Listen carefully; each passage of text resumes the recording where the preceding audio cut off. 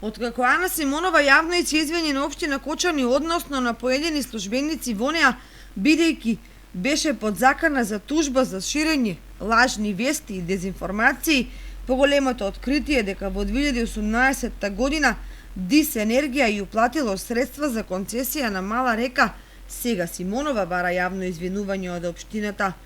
Официјалното барање во писмена форма е доставено во општина Кочани, во него меѓу другото се наведува дека доколку нема извинување, ќе има тужба. Останува да се види како на ваквото барање на претседателката на Грин Орага ќе реагира општината и кој во нејзино име евентуално ќе го потпише и објави извинувањето,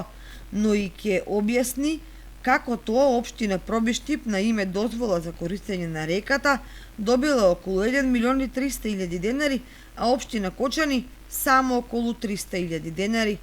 или 4 до 5 пати помалку. Иако службите не го забележале приливот на средства во 2018 година, кога е познато дека во општината се води грижа за секој денар. Инаку може да се случи интересна ситуација доколку Симонова ја тужи и ја добие на суд општината,